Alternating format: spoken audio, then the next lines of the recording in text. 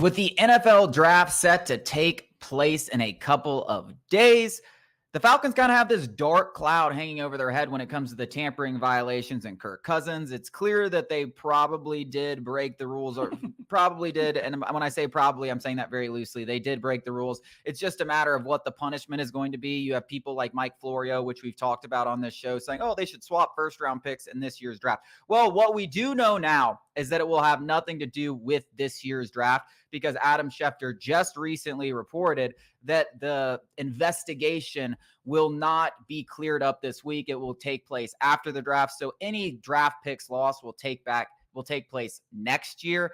I don't expect it to be too much. Precedent kind of says third round pick swap, something like that. Maybe you lose an entire third round pick.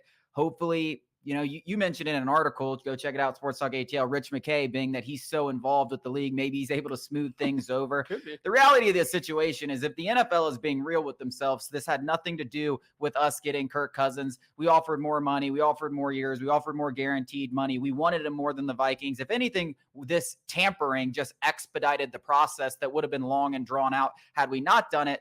So it's ridiculous that we're even talking about this, but it does seem like, because there's a rule in place, some sort of punishment has to be handed down. I've got a few different thoughts on this. I'm going to bounce around. Sorry if I'm a bit scatterbrained with this. But first of all, yes, they did it. I mean, Kirk Cousins, first of all, even before admitting they did it, what an idiot. Kirk Cousins, you're 35 or 36 years old. You're a veteran in this league. You've seen everything this league has to offer, and you do that in your introductory press conference. First of all, if that's a sign of what this tenure is going to be, I am very scared. It's not a great way to start. It's not a great way to start. With that being said, they did. There will be a punishment. Florio has backed off of he's been peddling fan fiction. He's a Vikings super fan, if you're not aware, and he's backed off the first round pick swap and everything like that. And he did note in an article yesterday about how he thinks it'll probably be a third round pick. And that's what the overwhelming expectation is. It'll cost the Falcons a third round pick. And I do think that Rich McKay, if you have any value other than getting Mercedes-Benz Stadium built for Arthur Blank, this has got to be it. You're the head of the competition committee. You're in bed with the league. This is your time to shine. If you were ever going to do anything for us Falcons fans, this is it. At least push it from a day 2 draft pick to a day 3 draft pick. Who cares about 4th, 5th, 6th, or 7th round pick? Let's show your worth. And the last thing I want to say is, this is stupid. Tampering happens in every league with every free agent. And if you're kind of unfamiliar with the rules, the Falcons were in contact with Kirk Cousins' agent the entire time. Perfectly legal. What's not legal is team-to-player contact.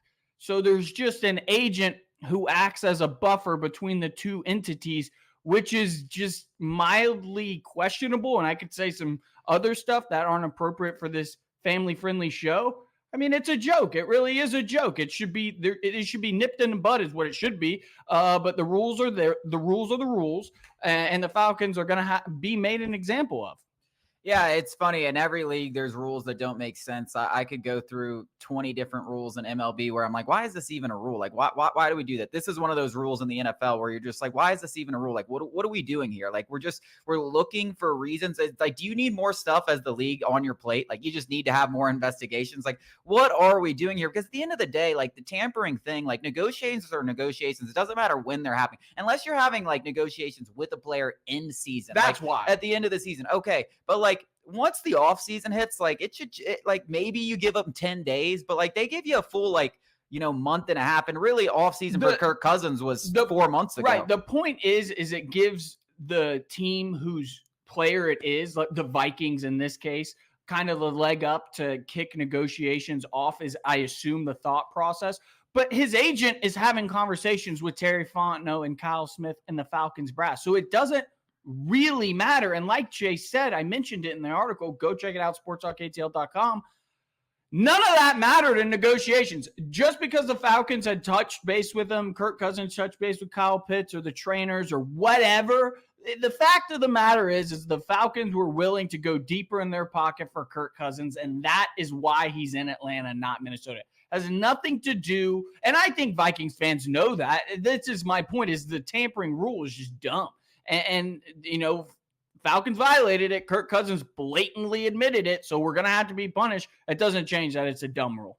Yeah, I think that's the worst part about all of it is Kirk Cousins coming out and saying it at a press conference. It's like, I don't know how the hell he made that mistake. And it wasn't even like he did the trainer, Kyle Pitts. Like, he was like, I've been talking to everybody. It's like, ugh. Yeah, I mean, I remember hearing that when he said it and being like, I don't think you can say that, Kirk. No. And I'm not a very much knower of the rules. And I'm sure this is something that the Falcons, and if they didn't, this is kind of on He's them. got his own PR team. Yeah. And we have a PR team. Yeah, but I'm sure someone, you'd think, obviously no one did, or he wouldn't have done it, right? Like, you can't think he's that stupid and it was just a spur of the moment thing. Like, someone had to tell him, hey, we know we tampered, because we all did. Like, we know you had conversations with the trainer. Like, everyone knew that this happened.